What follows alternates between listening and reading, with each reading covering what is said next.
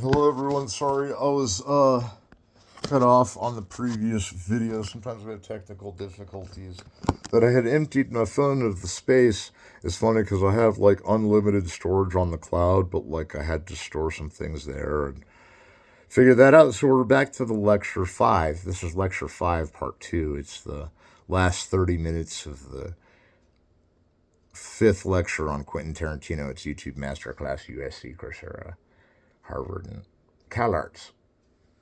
It's sponsored by those, it's given by those, it's detailed by those, but the masterclass puts it all on. To me, for favors I've done for them is one of the reasons I'm in the academic business, is to do favors, not just for the people that have done me favors, but for those that deserve it because they've worked so hard on their craft. But let's just say that we left it last time where the mixtape is playing inside the vehicle she's driving in, her like Suburban, and she's got this old Suburban, and I think Foxy Brown was in one of those too that had like a camper shell on it or something. That's what she was living out in the desert. And it's weird because in some of those blaxploitation films like Sweetback, badass song, like he's out in the desert. Melvin Van Peebles is out in the desert and he's lost. And he's going to Mexico. And I can only imagine Sweetback in today's context how he'd have to blow a hole through the wall, and that's kind of where you get the idea of Machete blowing up the Mexican wall. But sources have it that nobody knows whose fault it is. And I'm not really going to get into that because we're not really a political class.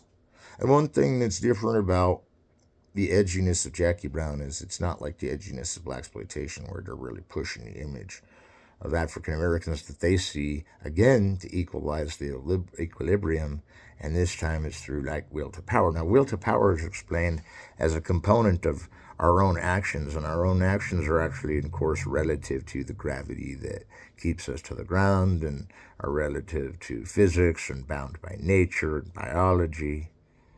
So one thing that's interesting about Tarantino is he doesn't really go off to the realm of make-believe. That his films kind of seem like a comic book fantasy is also a Sin City factor where Robert Rodriguez and Frank Miller co-directed. But Tarantino does this thing where he aestheticizes in this kind of fantasy comic book kind of way, but that it's all super realistic because like the divine intervention in Pulp Fiction is probably not the explanation for why the bullets didn't hit John Travolta or Samuel L. Jackson that were unloaded at them in that room, in that little apartment room where those guys live. Frank Whaley's in there and they all get shot. And Samuel Jackson gives the Bible verse that you hear again 2 other, maybe 3 other times. And that's a connector where all the story pieces kind of merge off. And I know in Run Lola Run, the character runs to one side and then she looks up and she has to choose which direction she goes in. And you don't know which way she's going to go. But like, that almost seems metaphysical in the kind of will to a direction kind of idea. It kind of gets you going in one way, and then you see it not work out, so you rewind it back to that spot and go forward.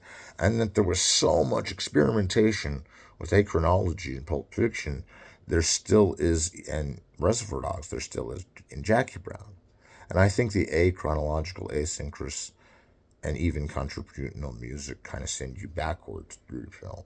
Like you need to watch it again to catch the parts you missed.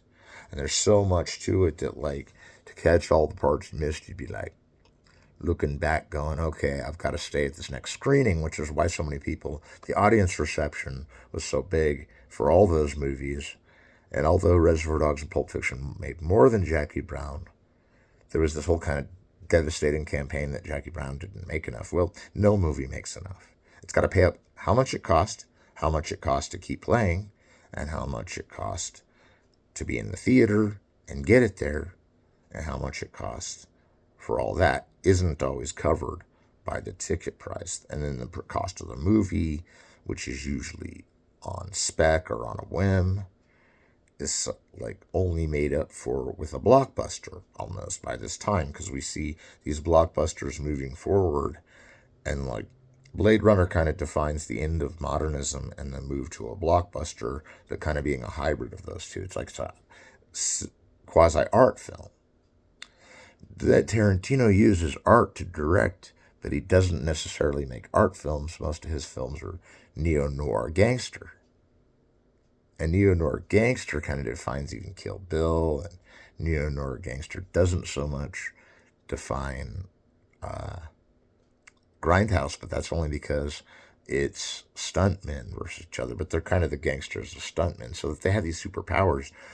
Quentin Tarantino can relate to that on the evil and good side, like you'll see in Hateful Eight when they're hanging Jennifer Jason Leigh, Samuel L. Jackson is hanging her, and his friend from the movie are hanging this girl. She can't die that way, and they can't keep pulling her back, so they have superpowers that are limited by the will. And the will in a Tarantino movie will survive, keep you alive. And don't worry, not all the characters that died in his movies died for real. And none of them really did in the movie, which was my point about Blair Witch Project.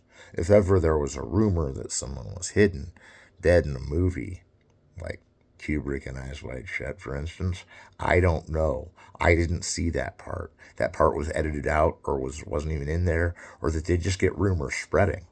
And they're just kind of like, we want to believe in conspiracy theories, no matter what they are.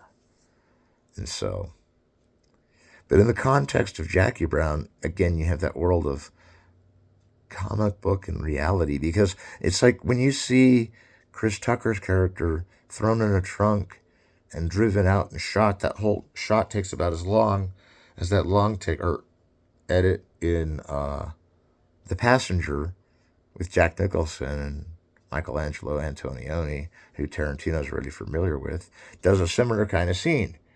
He comes out of the hotel to his car, and the film is all pulled back, and goes to his car, and then he gets shot, and he gets in his car, and he's like shooting at the building, and he's driving off and shooting at the building, and then some guys come out shooting at him, and he's already backed up, but then you're like, he must have been hit, because his car comes back in and crashes. Tarantino composes it differently, because this time it's Chris Tucker, and he's going out to check his car, and he gets hit over the head, and they throw him in. And then in the next shot, it's this long shot of the car going all, or even in the same take, it's about a 10-minute take in the original version, where the car goes driving out, and Samuel L. Jackson is like the executioner again in this movie. He executes the Chris Tucker character. Chris Tucker's probably still alive, enjoying that the movie did not flop, because it was such a big hit, and just because it was less than the other two doesn't mean it wasn't huge. You know, not all your movies have to make the high water mark of the budget, as long as they make it back, and then that. But it's nice when they make extra, like all of Tarantino's have, because then you can almost start to pay off the overhead of the film business, which is a gamble anyway, because you can't really cover other people's paychecks in Hollywood. You can help them out with by donating some of yours, but that's really hard to do, and I don't think that you can just, everybody lends a hand in a Tarantino film and cuts costs all they can, but like I was saying, movies are such expensive things, really, in keeping them going and keeping them alive, that a movie really never makes its money back. And that's one of the things. But if it makes a ton back, like his, then it gives you the total control, and that they gave him the total control in Reservoir Dogs without having directed another movie was because he had written hit scripts, and his hit scripts were coming out, From Dusk Till Dawn and True Romance and Natural Born Killers were all coming out around the same time as these movies. And then it was all kind of ending with Jackie Brown, only the mall doesn't get burned down in this version. The mall stays there, and it's kind of like this abandoned mall, because everybody had to leave and get out for the fire drill after they robbed the bank and the bank teller in the mall. And I think they blew up an ATM machine to do it, which was outside of a theater. And I didn't really see I saw the whole movie several times, but I didn't really see all of the connection that Jackie Brown had there, except for it was a gig she sent them on to get them stunted, Bridget Fonda and Robert De Niro. She tricked them into going there, which gives this empowerment to her character. She's always tricking everyone into thinking one thing and does the next, like Samuel L. Jackson confronts her, and he thinks he's going to take her out because she's too dangerous, and she gets the drop on him, with a gun, and says, if you don't get out, I'm going to kill you. And he's like, well, she will do what she says, okay. And it gives this kind of female empowerment to females, and kind of African-American female empowerment. You can kind of feel that Jackie Brown is a character that will defend herself. And she is a character that will fight for her rights. And that she is playing this sort of equalizer of equilibrium in a will to power arena where men usually win. She is the winner of all the take because she drives out of there with the same money that Hitchcock usually puts in his films. And it's kind of the MacGuffin in this briefcase full of money, and that is you're following the smoking gun, the money, and that Jackie Brown ends up with it all. Spoiler improved. You're getting all these people paying Jackie Brown's debt, and she gets to keep the money, and it's all because she assimilated what they were going to do for the robbery and pushed it in her direction. Now, the concept of gravity is only interesting in Tarantino when you're moving things around it, you're shifting time scenes. Then the context seems thrown off, but how you know Tarantino wanted to do that is because the scenes that edit to each other in the room, to the room, even if they're when there's a title card in between, always relate to each other geometrically. And how they do that in movies is hard to explain, but it has to do with montage, really, and how you can do montage within a frame. Like edit, edit, edit, that's usually jump cut, jump cut, jump cut montage, like Godard. But the mise-en-scène level is where you're copying all you see in front of you and rarely adjusting it only because you've already built the set and built the things that go in it. And Jackie Brown has that passenger moment and has other moments where it's a long take. In fact, when Chris Tucker is standing outside of a door right before that scene to buy weed or whatever, when he gets shot in that weed deal or whatever. And that's a serious thing. I mean, I was talking earlier about how weed is legal now and we're all happy, but we should be because it was such a crime that like people were getting killed for it. You know, I'm sure, just a disclaimer to everyone, I'm sure it could still be dangerous if you were doing it illegally. I suggest you move somewhere where it's legal and then take precaution with it anyway. You know, that's just for the students because you can get in a lot of trouble. And Jackie Brown has this whole message, but it's not like Reefer Madness, which makes you feel like you're a total criminal that can do something or whatever, supposedly, and you've got to prove Reefer Madness wrong by fighting through the weed. Well, that's not even how weed works. It's like good for sleep, you know, eating, you know, mental health. It's good for all that. But that in a long time ago, the pharmaceutical companies were kind of rebelling against it, and I'm only telling this from my point of view because they felt that it cured too many things, and nobody needs to go into who's right and wrong on that side. But that's one of the reasons it's recreationally legal is because it was found innocuous and harmless. But that they have a bong in Jackie Brown that makes it less innocuous and harmless. No, the bong is like so big that like you're thinking, all right, how did they get this in a movie? And then you think back to other movies where weed is smoked, and you know it goes back to Reefer Madness, and there's all kinds of ones that were against it in the day, and then you know like you start the rolling thing. The Cheech and Chong movies came out in the 70s. So in the 70s, they started rolling joints and in movies like Cheech and Chong, or they'd have a big pipe to smoke it out of or whatever else. And then the funniest weed story about the whole motion picture is I'm sure Tarantino may partake because he's mentioned that he does, and he doesn't care who knows. He'll just stay with it. But it's legal now, so that's not even that. That takes the edge off of what could be a controversy that people are like would discredit you for, but you can't discredit him for that because Rainer Werner Fassbinder smoked like weed out of a trash can and like made the whole trash 5-gallon jug his weed bong. And that doesn't discredit him either. I think these kind of superhero qualities come out in directors anyway that like kind of all throughout the ages. The auteur has kind of had this superpower, and Tarantino's is the power of neo-noir and how to design scenes with lighting, staging dark lighting but still some bright ones in the background. I mean, it comes from production design where he has all these elaborate movements inside an apartment that's kind of domesticated, and then the outside world is like in Kill Bill where the outside world is like a tropical rainforest, Machu Picchu, and the inside world is kind of like this apartment where Vivica A. Fox lives. And she gets totally knocked down by Uma Thurman in that again. And the reprising of roles is one thing you'll notice, because Harvey Keitel's in all three of those. I think, although Jackie Brown was uh, was a Harvey Keitel part. And sorry about that, everybody. And the Jackie Brown kind of started this wave of movies too that were all ending in the 99, about 2000. But they kind of had this resurgence with like Paul Thomas Anderson being like Quentin Tarantino. And Quentin Tarantino's production design were these lavish apartment sets that they can just blow up. Or these, like, he'll go to a little camper trailer being there, and inside it looks like the Taj Mahal, but it's all been blown up, you know. And that there are explosions, that there's gun use, there's chicks with guns, the video that you can order guns from, and you can't really, there's really not a place I know of called Chicks with Guns, but I'd like to somehow, but Faster Pussycat Kill Kill is what that reminds me of, by Russ Meyer. And I think they actually watch a clip of that movie in one of the deleted scenes, or they're talking about it. And it's this whole women biker thing, and the women go around this track and have to fight each other and have to fight the guys that are making them fight. And it's like the women win. The chicks with guns win, you know.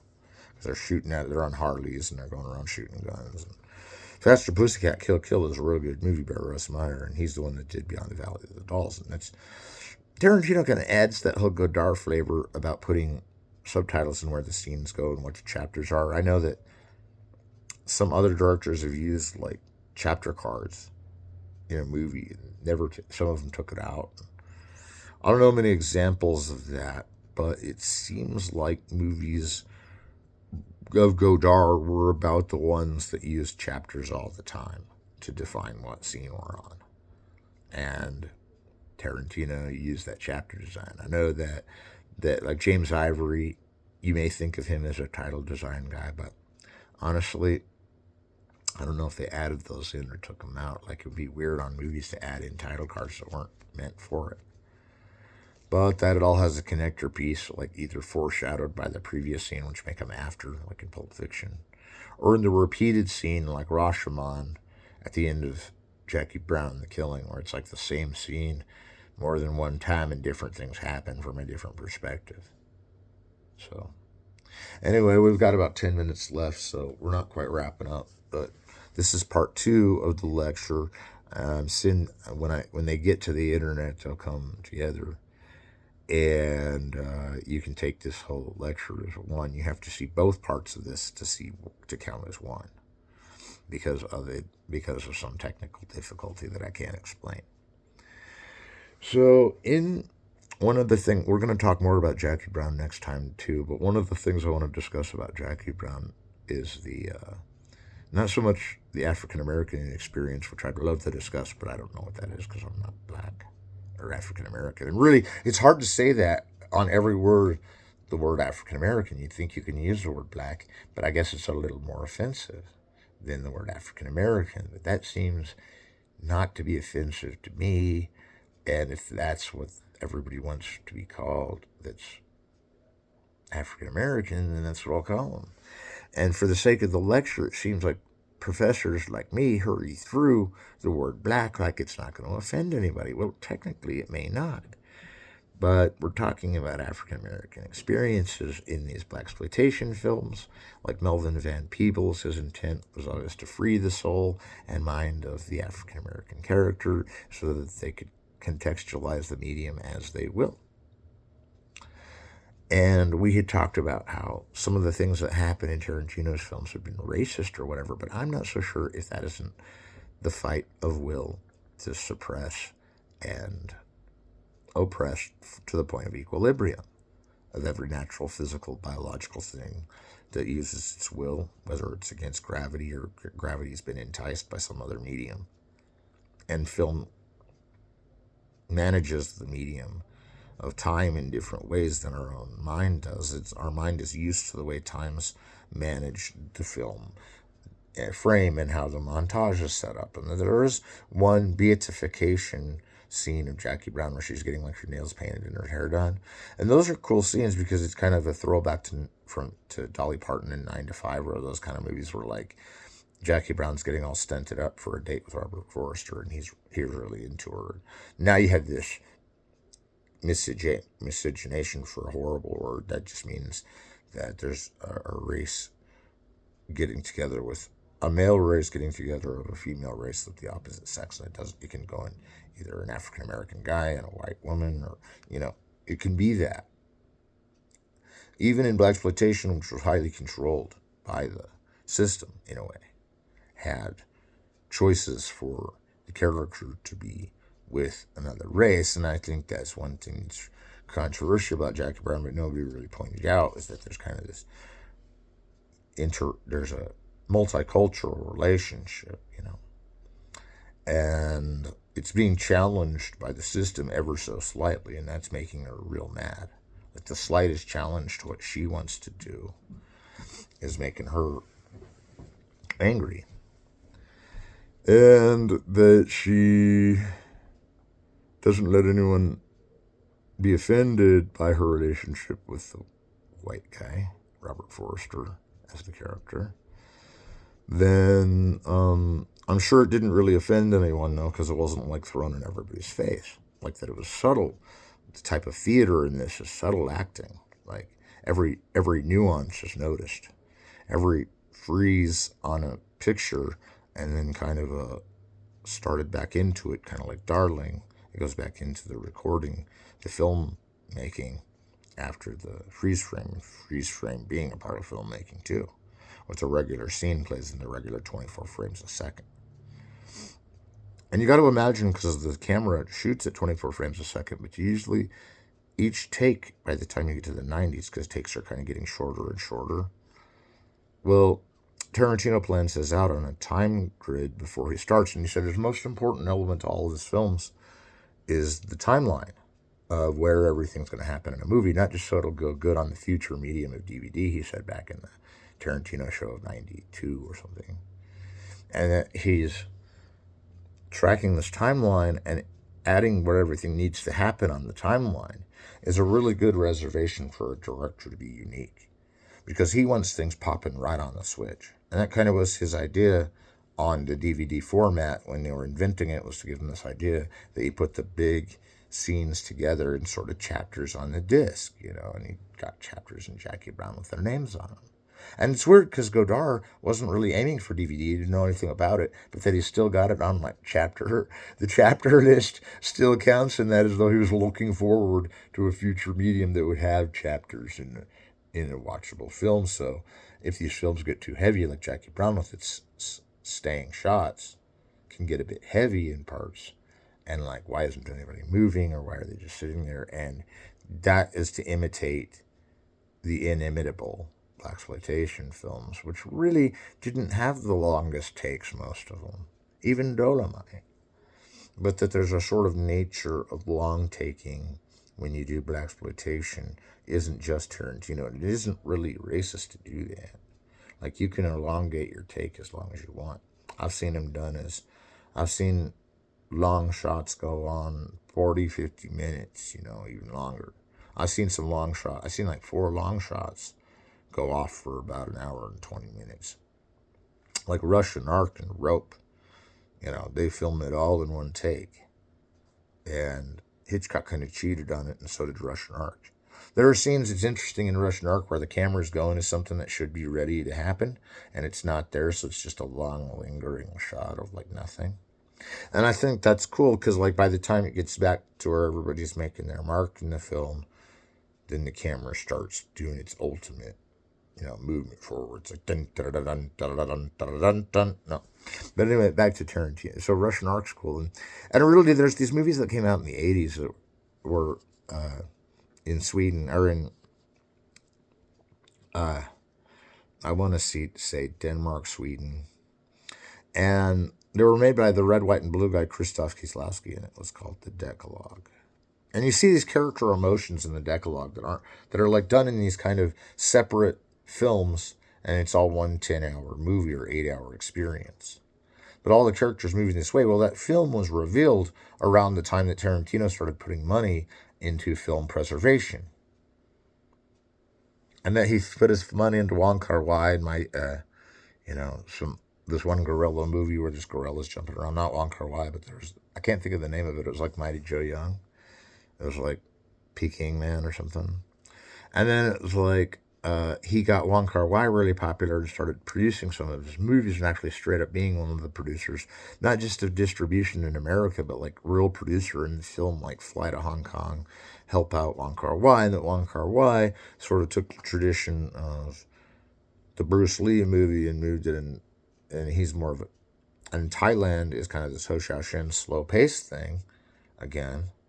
But Wong Kar Wai does rapid fire editing, and he's like Tarantino in that like Natural Born Killers way in Fallen Angels, where it's like black and white, then it's color, then it's like some other type of tone, then the lights are shining at you, then it's pitch black, you know, someone's smoking a cigarette, someone's shooting a gun. It's almost Eisensteinian.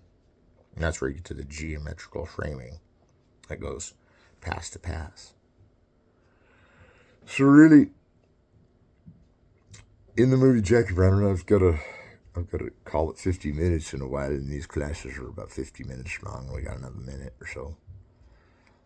But rest easy on the fact that all of these things were planned. Like in Godard, it wasn't planned, but then it was. So it technically was. But in Tarantino, the out sequence, the chapter titles, the comic book, but yet realism, even the Decalogue and some of the emotion of the characters, but the emotion of the characters is kind of anesthetized by this film for the sake of film, use of episodic montage that's thematic, and then transfers to another story and can be retold even in a way that it didn't happen until the arousing climax of each chapter. And each chapter has a rise and climax, and then it resolves, and it goes on to the unresolved. Right away, you're back in the unresolved. And this sort of characteristic comes from TV editing, because you can have a show that your first show is an hour, and then your second show is the second part to it. And they all connect, but they're all different in their own way. That is, there's different themes to each of the way the rising action and climax happen, but mainly it skips to resolve at the end. Just by ending, even. The resolve at the end, and then back to the unresolved in the next part. But all these parts are bunched together in a Tarantino film, so you have like this kind of... And Godard wasn't really like that. He kind of did no climax. It was kind of just this realism being filmed in a documentary kind of way. And Tarantino's so meticulous in the placing of all his production design and his characters in the frame. And it's placing actors, telling them what to say, and moving the camera around and telling them where to move. The director's really main job is. But if you're Tarantino, you build the set, you bring the lights in, you set up the plugs, you get the film ready, you know it's going to be perfect, and you're ready for it to be perfect, and it is. And it's like Kubrick in that sense that they're foolproof films. Like we as theorists have all these ways to knock down those films, but we as aestheticists have only to lift them up. For the pure art that symphonizes between blaxploitation and female melodrama, and to even confront an African-American female melodrama, which empowers the woman to go through a series of conflicts and resolve them as they may be multiple conflicts because it's multiple chapters. And there's a conflict in every chapter. Not like Godard where there's not much conflict, or total conflict is annihilating everything, like in Weekend or Alphaville. In Tarantino, it's a really big conflict, really big resolution in one chapter. And that's usually the conflicts and climax as they ride even as the, it's like Martin Scorsese when you ante up and get into the next scene that's even more demolishing than the one before. And that's kind of what we're talking about. Collision, montage, all that, And in Tarantino, you sort of have this conflict that's connected, but is something else that was caused by one of the other chapters that makes you think back, well, now I've got to watch it again. And that's why you can never watch it too many times, because there's still those leaders of images that pull your eyes in different directions upon your different screening that's timed out with how the human brain and eyes receive images and ears receive sound mixed with the images. And there's a whole study on that. But only the superpowered directors know how to really put in those insignias that direct your attention later the second time through and make it seem like a different movie, which if you're looking at different aspects of the perspective of the shot of your own, you're going to see a different movie every time you watch a movie that you've already seen 15 times. And 15 times is enough to really memorize it, but when you're going in your head, you can select specific moments, basically based around the idea of the Citizen Kane montage that plays asynchronous and achronological, and it's diachronic. And that just means it's totally out of tempo, totally out of time, and totally rules are off about time. The temporal rules are all thrown around. And those are foolproof movies if you can connect them, and you have to be so careful to connect them that you can see how the timeline where everything happens is made to connect all the events, because you still have this connected climax until the ending, which kind of just like lets you off. And it's usually no resolution. It's a modern in that sense that there's no resolution. Even though they seem resolved in Pulp Fiction, there's no resolution. Jackie Brown still gets nervous about splitting town, almost like she's going to accidentally stay at the Bates Motel or something. I'm kind of joking about the last one, but still, it's like the climax kind of lets off, and there's still all these things that were resolved, but since it's in a different sequence, it almost seems unresolved. And being in media res in most cases, like even Jackie Brown on the platform at the airport conveyor belt is. And the conveyor belt, you can just imagine is the timeline going backwards as Tarantino's going from the end to the beginning, marking conflicts getting resolved this way in Jackie Brown. And that's kind of to be different and differentiate the work is kind of this homage to blaxploitation. So we'll talk more next time. I wanted to get this masterclass done, Lecture 5. We'll come back with Lecture 6 pretty soon. I don't know when it'll be, but we've got a lot of time to discuss more about Jackie Brown, and there's a few things I'd like to bring up about Kill Bill next time. So we'll get into that and then some other movies that Tarantino preserved by Wong Kar-wai, like Ashes of Time and In the Mood for Love, and that he released those with his, and Chungking Express with his own label on those in America to get those to show for a lot of people and get those movies out there and kind of legendize the Chinese cinema all over again.